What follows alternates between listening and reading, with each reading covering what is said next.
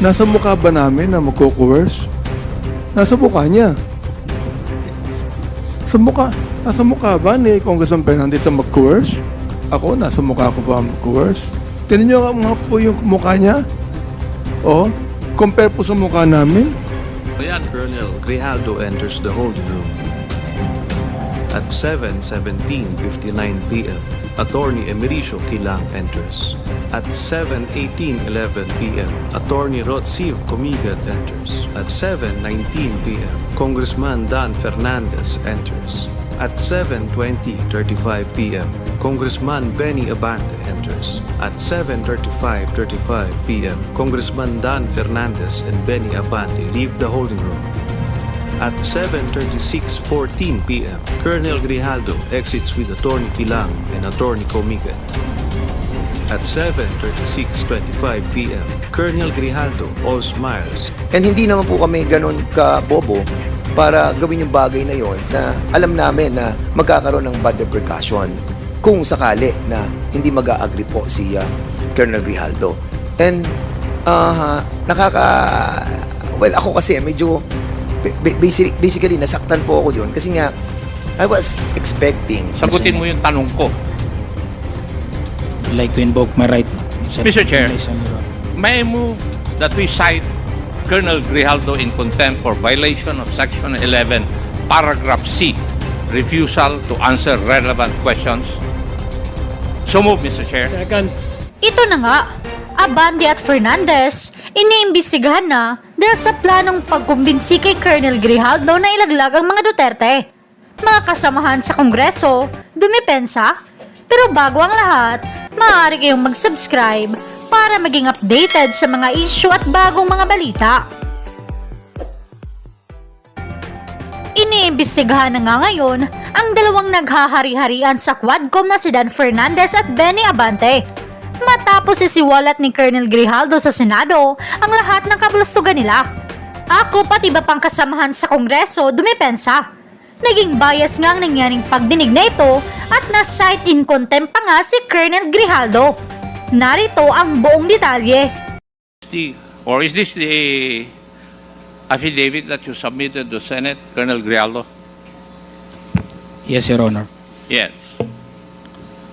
And in your answer to the Honorable D.S. Suarez a while ago, you stated under oath that you stand by the truthfulness of your statements here in this affidavit. Tama po? Yes, Your Honor. Yes. And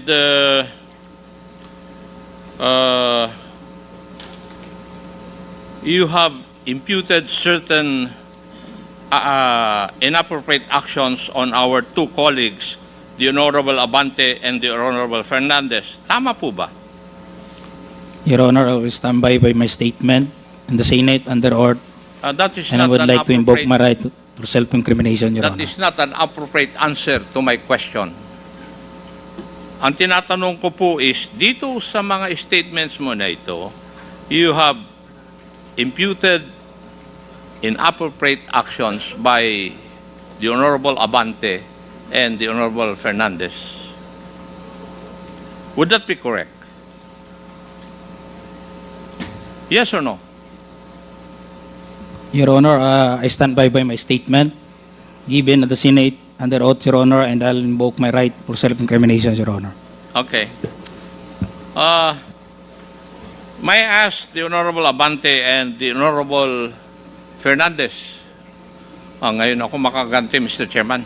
And if I may, let me remind the two congressmen that you are under oath.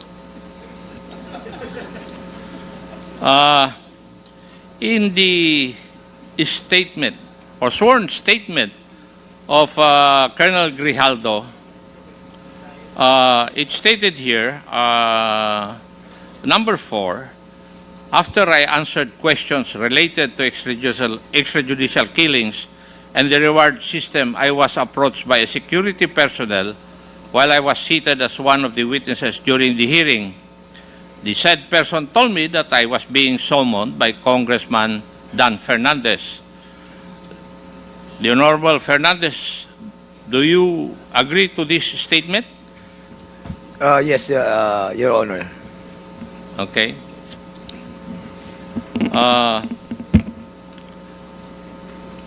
When I entered the room, I saw the two lawyers of Police Colonel Garma standing inside the room. Two lawyers of Colonel Garma standing inside the room. One of the lawyers approached me, then asked me what we were going to talk about. I said that I do not know. May I ask the Honorable Abante and Fernandez if there were really the presence of the two lawyers of Colonel Garma were present? Yes, Chairman Akop, yes. The Honorable Abante, do you agree with Honorable Fernandez? He's talking to somebody, Mr. Chairman. Maybe you can cite him in contempt. Chairman Abante, Chairman Abante, you're being asked. Chairman Abante, you're being asked by Chairman Akop to confirm the statement. Do you agree with the statement of Colonel Grijaldo that there were two lawyers of Attorney Garma present when you talked with Colonel Grijaldo in a room? Yes, yes, Your Honor. There were two lawyers present. Thank you, Your Honor. According to the affidavit of Colonel Grijaldo, the Honorable Fernandez asked Colonel Grijaldo to sit beside him, and you entered the room and sat on the far end chair on the right. And one of the lawyers of Colonel Garma stood near the back of Colonel Grijaldo. Would that be correct? Ako yung unang dumating, Mr. Chairman. If I remember it right, nung dumating po ako, nakaupo na po siya. Okay. So, nakaupo na siya. Yes, Your Honor. Okay. The Honorable Abante? Yes, it was a small room, no? Doon lang sa corner na yan. And so, malapit din kami sa isa. We're just near to each other. In fact, Mr. Chair, I'd like to say na when I talked to him before he came in the room, was that because it was Colonel Garma that said that Colonel Grijaldo knows a lot. He knows a lot about this thing. So, sabi ko, sige, total, normal naman yung vetting na ginagawa natin, kinakausap natin. So, we talked to him and sinabi ko kay Colonel Garma, can he corroborate your statement? Ang sabi ni Colonel Garma, yes eh. So, kinausap namin. Your Honors, pasensya na po kayo kasi hindi naman sumasagot kasi sa mga tanong ko si Colonel Grijaldo. Kaya kayo po ang tatanungin ko na muna. Mr. Chair, if I be allowed. The resource person is not allowed to ask questions. No, I'm not asking questions, Mr. Chairman. I will be answering in relation to the answer of Congressman. So you are replying to the question Yes. raised by Yes, Mr. Chairman. Please proceed. Well, ang totoo po kasi noon, yung pong dalawang lawyer ni Colonel Garma, sila po talaga yung nag-approach sa amin. Ang sinabi po nung dalawang lawyer, if I remember it right, yung pangalan po nung lawyer si Attorney Victor. Nakalimutan ko po yung ipilido. Attorney Kilang and Attorney Kumigan. Yes, opo. Ang sabi nila, kasi kung matatandaan niyo po, yung ating supplemental affidavit na ginawa po ni Colonel Garma was given to us on the day itself. And then, nung binabasa po natin, sabi natin, sino magko-corroborate nito? Sino magbe-betting ito? Lumapit po yung dalawang lawyer. At ang sabi, kung pwedeng kausapin si Colonel Grijaldo. Dahil si Colonel Garma ay very close daw kay Colonel Grijaldo. At siya makakapag-bet sa mga nakalagay doon sa supplemental affidavit. So, ang sabi ko naman kay Attorney Victor, tama-tama, andyan si Grijaldo, andyan sa likod. Bakit hindi natin siya imbitahan doon sa room doon, sa may kainan, para nang sa ganon ay makausap natin kung patotohanan niya yung sinabi ni Colonel Garma na magkaibigan sila at ibebet niya yung mga nakasulat doon. So, basically, hindi naman po siya ganun kalaking issue. As a matter of fact, Mr. Chairman, hindi nga tayo ang nag-initiate eh. Sila pa yung nag-initiate sa atin na na kausapin si Colonel Grijaldo, which I did together with nagkataon po kami ni Chairman Abante during that time. Magkalapit kami doon. Sabi ko, pare, sumama ka na sa akin. Kaya sa sumunod. Kaya nagulat na lamang po kami that biglang nagkaroon po ng ganong istorya. But nevertheless, Mr. Chairman, yun po yung nangyari doon. At nung pumasok po ako sa loob, nauna po ako kay Chairman Abante ng konti lang. And then, sinabi ko sa kanya, Kernel, Grijaldo, ito yung mga nakasulat dito sa affidavit. Sabi ko dito sa paragraph, hindi ko matandaan, 17 ata o something na gano'n. Ito ba, mapapatotohanan mo na sinabi ni Kernel Garma? Ang sabi niya, wala po akong alam dyan. Yung ibang dito, ibang mga sinabi ni Kernel Garma. Kasi sabi niya, kaibigan kanya eh. So, basically, doon po umikot yung aming usapan. Siguro maabot po yun ng mga less than 10 or 15 minutes. And then, nung sinabi niya talaga wala siyang alam, edi lumabas na po kami.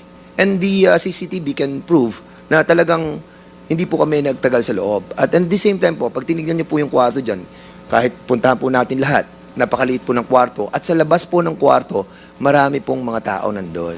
So kung nagkaroon po ng coercion, nagkaroon po ng harassment, nagkaroon po ng forceful force galing po sa amin, I think malalaman po ng mga taong nandyan. And even the CCTV, nung lumabas po siya dyan sa ng pintuan niyan, makikita po natin na yung itsura niya, hindi naman po siya mukhang na-coerce eh. Mukhang masayang-masaya pa nga po siya. Kaya, I think, Mr. Chairman, yung pong accusation sa atin, na malayan yung ating pong committee and the two chairman, masyado pong unfair. But of course, binibigyan pa rin po natin siya ng pagkakataon na liwanagin po yung mga pangyayari. Kaya, andito po tayo at binibigyan po natin ng patas na pagdinig. Marami pong salamat sa pagkakataon. Mr. Chair, pwede maidagdag to? With, yes, Congressman Abante, with the indulgence of Congressman Ako, please. At the back of my mind, masaya pa nga ako sapagkat nabanggit sa akin ni Colonel Garma na ito talagang close siya rito, classmate niya, at talagang kakampihan siya nito. Nagulat na lang kami na gano'n ang sagot niya. So, Nung bang sinabi ni Colonel Garma yun,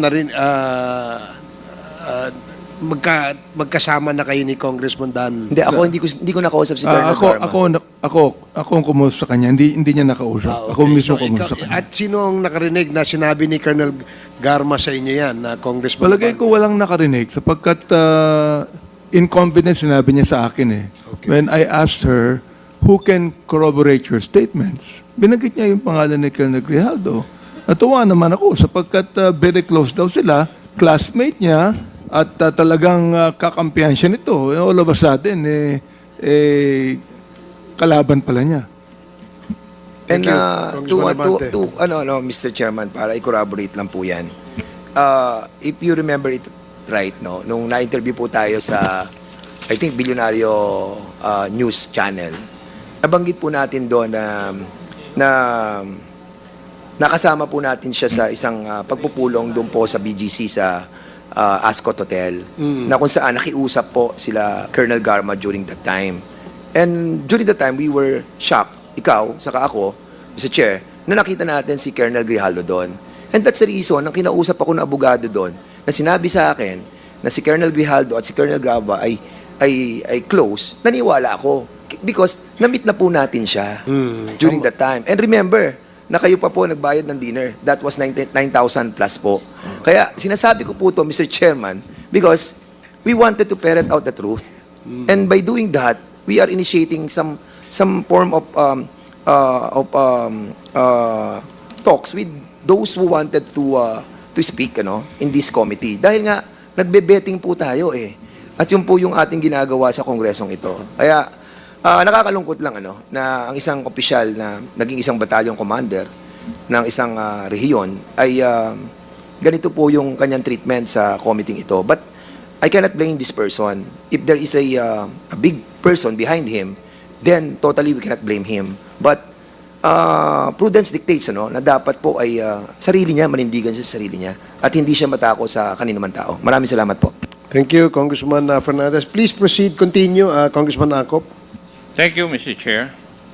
Also in the sworn statement, Kong Dan Fernandez put the paper he was holding on the table and told me, ito ang sasabihin mo sa statement na ito. While pointing to a paragraph on the paper, ito ang second supplemental affidavit ni Colonel Garba. Sabihin mong alam mo ang reward system, i-confirm mo lang. Would this be true, Honorable Fernandez? Po ganyan ang pagkakasabi ko. A while ago, I was testifying in this honorable committee that itinuro ko po, yan, Colonel Grijaldo, ito. Yan, mapapatotohanan mo ba na totoo itong sinabi ni Colonel Garma? Sabi niya, hindi ho, wala ho. Right away. Actually, parang hindi pa nga niya nababasa, parang umihindi na po siya. So, inilipat ko sa kabila. Sabi ko, itong mga ibang nandito, yan, hindi po yan kasi andun po ako sa Davao noong 2000, wala pa ho ako dyan during that time. So, yun lang po yung mga sitwasyon na nasabi ko sa kanya about dun sa supplemental affidavit. Actually, Mr. Chairman, sa una pa lang nararamdaman ko na hindi niya po i-confirm yung mga sinabi ni Colonel Garma. Actually, hindi ko na pinursue. Basically po, yung usapan, parang naging light na lang po yung moment ng usapan. At magmamanifest po yun, yung light moment na usapan namin. Because nung lumabas po siya, masaya siya. And we can even show yung CCTV na hawak po natin ngayon, na makikita natin that wala po sa facial expression niya na he was harassed. Comsec? Yung sinasabi ni Honorable Fernandez na video clip,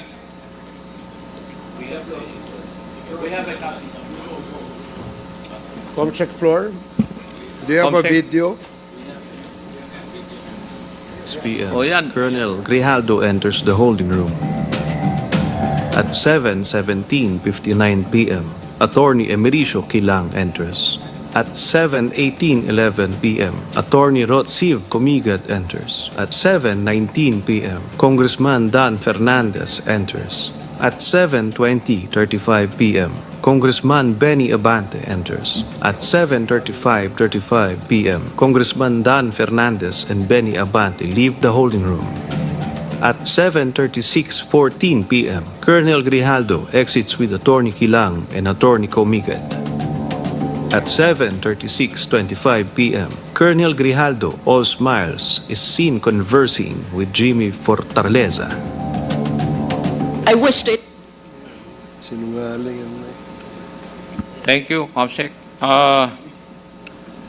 Yun pong kay Honorable Abante naman, paragraph 14 of the affidavit. Kong Abante asked me how many years do I still have with the PNP. I answered I still have 4 years before retirement.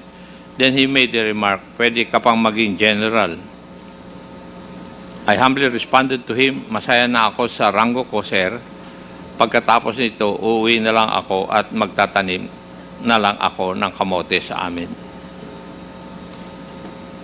Mr. Chair, I cannot recall, no? Pero kung yan man, nasabi ko, ako ba'y, meron ba akong karapatan na i-promote siya? Sapagkat sinabi niya ron, gusto ko siyang ipapromote. Anong karapatan ko para i-promote siya? Para lang siya magsabi ng gusto kong sabihin niya. Masyado namang akusasyon yan na kahit kailan, hindi ko ginawa kahit kanino. Thank you, Honorable Abante. Paragraph 15. The cordial conversation between us continued. So, walang animosity. Would you agree with that, Your Honors? Na cordial yung conversation niyo? Well, actually, Mr. Chairman, di mo pa binabanggit yan. Kanina sinabi ko nga, after na tinanong na namin yung mga ilang provision dun sa paragraph niya, na alam ko na hindi naman tayo makakakuha ng magandang resulta dun sa confirmation ng betting, sabi ko nga, naging light na lang yung usapan. Hindi ko na alam kung ano mga napag-usapan. At, but after that, umalis na ako. Tapos, sumunod na si Congressman Benny. Pero dinagdag niya sa kanyang... Mr. Chair, tama. Tama ho. Tama yung sinabi ni Chairman Dan, na very cordial. Very light ang usapan namin. Para nabibiroan pa kami dun eh. Nabanggit niya na siya magtatanim na ng kamote. Hindi ba biro yun? Yung ba totoo ba yun na magtatanim talaga siya ng kamote pagkatapos na mag-retire? Saka, in all due respect, Mr. Chair, if I may, Mr. Chair, may I be allowed to speak? Kasi, alam niyo po, napakasama naman po ng magiging action namin if we have done something like that without the prior approval of the members of the the chairman of the Quadcom. Never na ginawa po ng bawat isa sa atin yan na meron po tayong gagawing betting ay hindi nalalaman po ng ating pong mga kasamahan. And yung pong most especially kung yung pong coercion at harassment na kung gagawin po namin ay mapuput into jeopardy lahat ng ginawa po ng Quadcom. And hindi naman po kami ganun ka-bobo para gawin yung bagay na yon na alam namin na magkakaroon ng bad repercussion kung sakali na hindi mag-a-agree po si Kernel Grijaldo. And well, ako kasi medyo basically nasa kung sakali na hindi mag-a-agree po si Kernel Grijaldo. And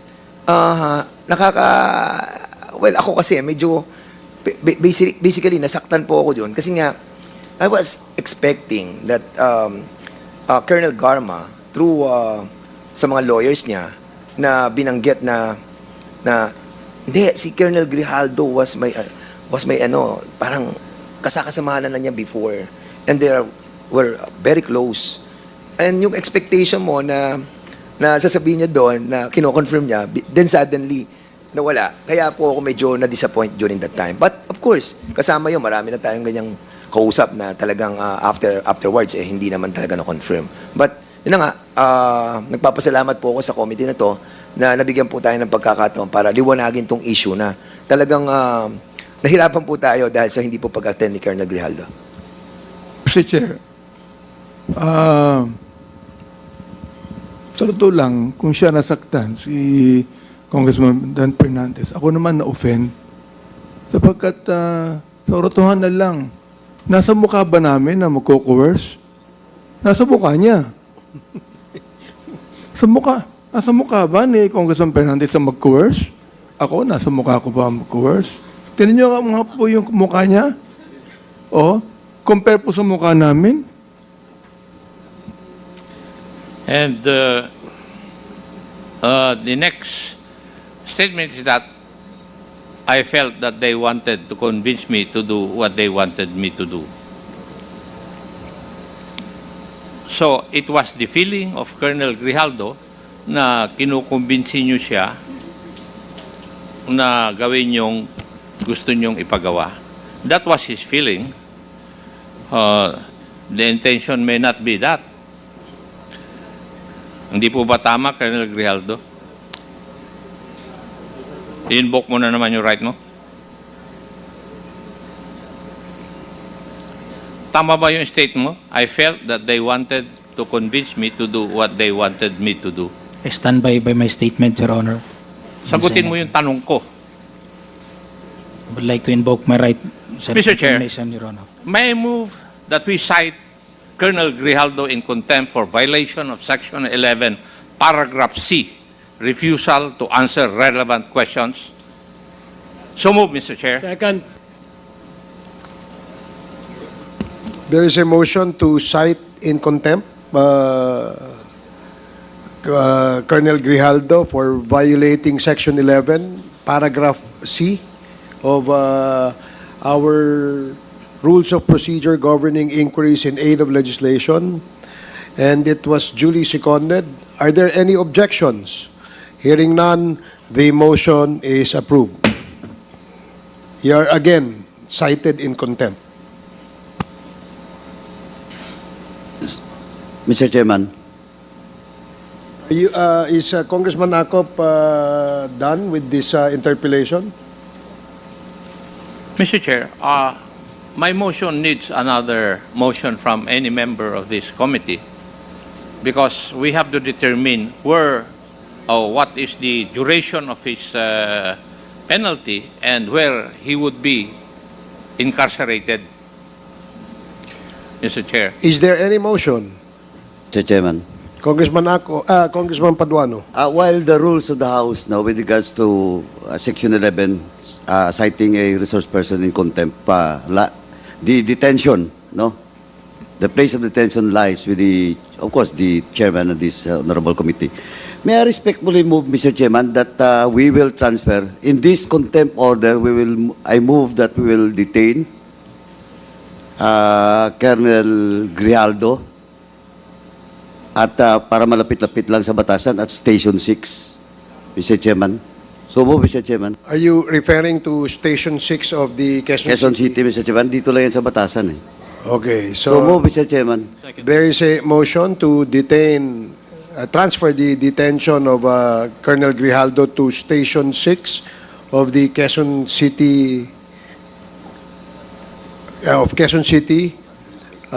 Police Station. Are there any second? Duly seconded. Any objections? Hearing none, the motion is approved. Comsec, please coordinate with our Sergeant at Arms and inform the said office that Colonel Grijaldo will be transferred to Station 6 of Quezon City and serve his detention in that facility. Mr. Chair, Congressman Akop. since I cannot get intelligent answers from our resource person, may I just make a manifestation? The reason why I asked Attorney Conti about the canons of legal ethics that we have in our possession a joint statement from the law office of Attorney Emerito B. Kilang from the Kumigad law offices. And in this joint statement of the two lawyers, they debunk all the claims of Colonel Grijaldo.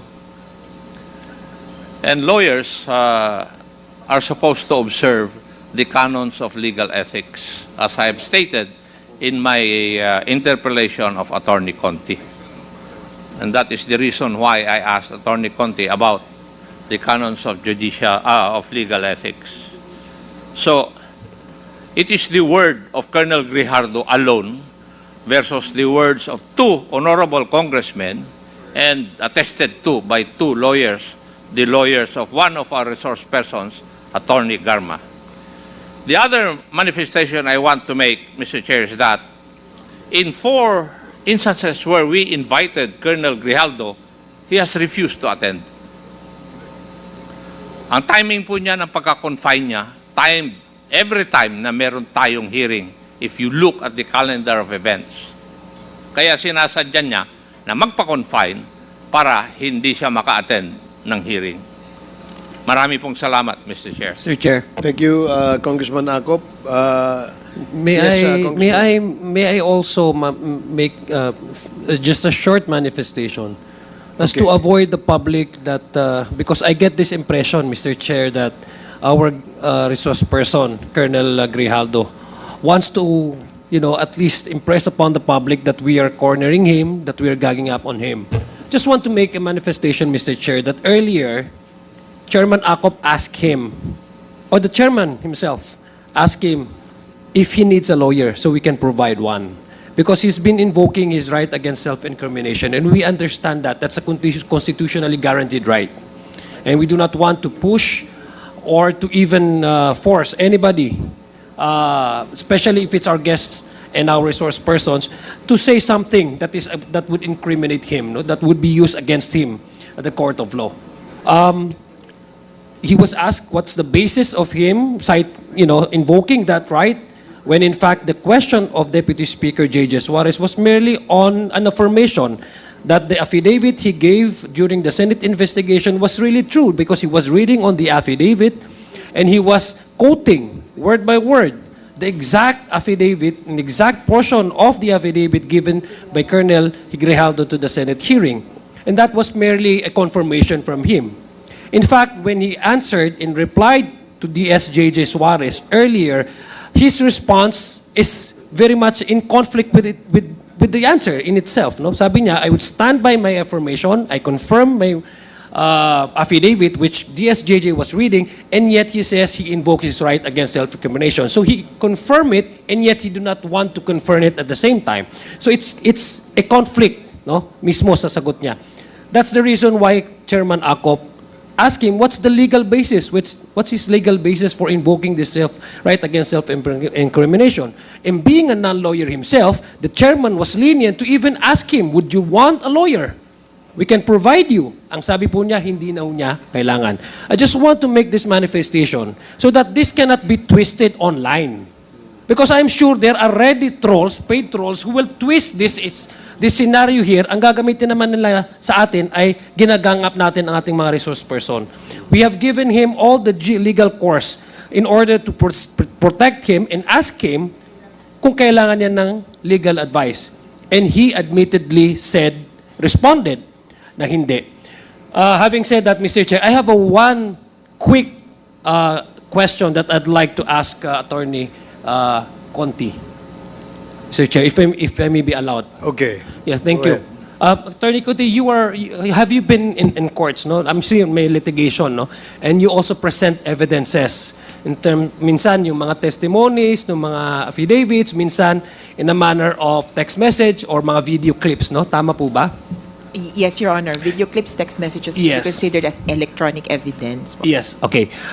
Earlier, you watched the video clip kanina when Congressman, the Chairman Dan Fernandez and Chairman Benny Abante entered the room where Colonel Grijaldo was already inside, no? Nakita niyo naman po, no? Yung video kanina. Yes. And after a few minutes, they exited the same room. Tama po ba? Yes, Your Honor, I Yes. saw that. As a lawyer, based on your experiences in trial courts, no? Assuming that this is an evidence, and I presume this is an evidence, Mr. Chair, to prove that the two gentlemen here were telling us the truth and nothing but the truth, as opposed to the affidavit of Colonel Grijaldo. In your professional experience, having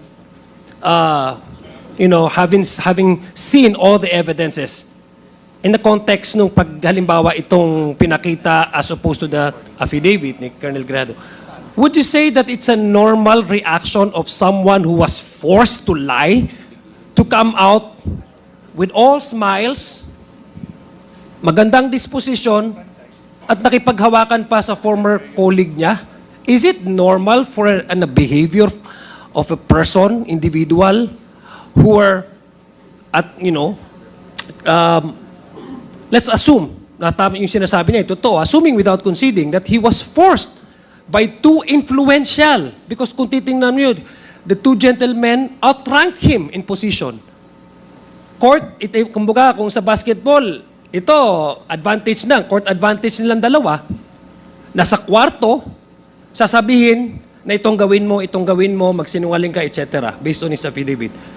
Would that be a normal reaction of a person who was forced to say something, to lie before his teeth na magsabi na dapat ito ang gusto naming sabihin mo at alam niyang mali at hindi tama at kasinungalingan? Doon sa nakita mo, from your professional experience, would that be a normal reaction of someone who was forced to lie? Yes, Your Honor. Well, first, I cannot or I should not appreciate that as a lawyer. I should appreciate it as a normal human being. Your Honor, that kind of appreciation of, is this consistent with human experience? It would not be consistent with human experience to see someone coerced leave a room without any restraints at sasabihin na hindi siya na pinilit siya sa loob ng kwarto. So it would be inconsistent with what we have seen.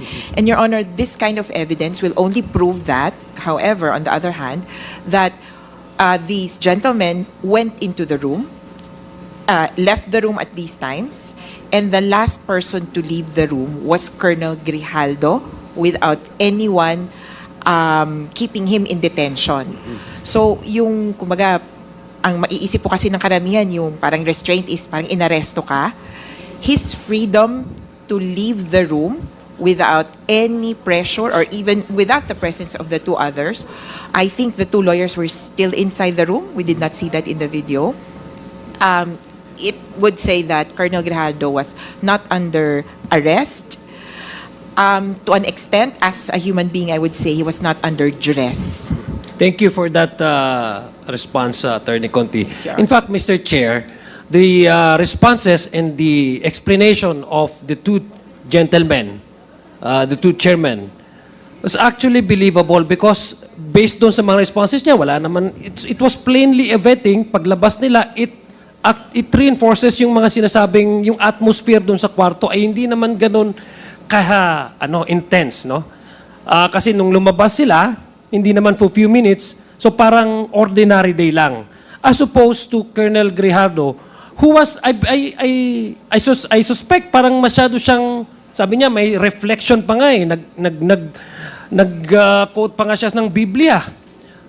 And he even went to the Senate to testify before the whole country watching that he was forced to say something and to lie. Ganon yung impact nung sinasabi niyang coercion na ginawa ng gentleman. And yet, when we look at the video, watch the video, it seems as an average-minded person, hindi po normal na behavior ang isang tao na he was forced to lie, he was coerced, under duress, tas lalabang with all smiles at nakangiti.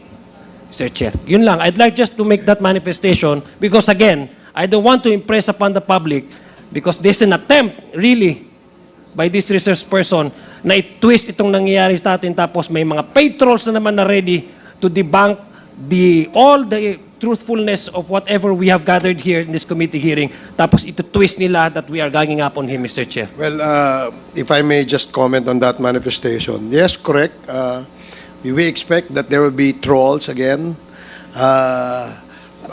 prying on this particular hearing.